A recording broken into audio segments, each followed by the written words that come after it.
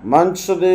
క్రీస్తునందు ప్రేమైన వారలారా, పరిశుద్ధ గ్రంథములో నుండి కీర్తనల గ్రంథం, కీర్తనలు 137 వచనం మరియు కీర్తనలు 131 3 ప్రకారం మనమందరం ప్రతిరోజు దేవుని మీదనే ఆశ పెట్టుకోవాలి. ఇది మొదటి మాట.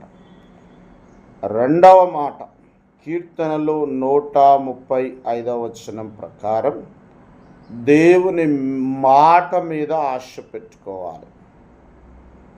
ఇలాగున మనము జీవించినప్పుడు దేవుని మాట మీద ఆశ పెట్టుకునే వారిని ఆశీర్వదిస్తాడు. కీర్తనల గ్రంథం 146 5వ వచనం ప్రకారం ఆశగల ప్రాణమును దేవుడు తృప్తిపరుస్తాడు. కీర్తనలు 107 9వ వచనం ప్రకారం. కాబట్టి మనమందరం మొట్టమొదట దేవుని మీద ఆశ పెట్టుకోవాలి, దేవుని మీద ఆశ కలిగి ఉండాలి.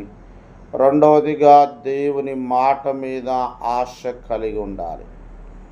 ఈ రెండు శ్రేష్టమైన లక్షణాలు మనము కలిగి ఉన్నప్పుడు దేవుడు మనల్ని ఆశీర్వదిస్తాడు, దేవుడు మనల్ని తృప్తిపరుస్తాడు. అలాంటి కృప దేవుడు మనందరికీ దయచేయునుగాక. ఆమెన్.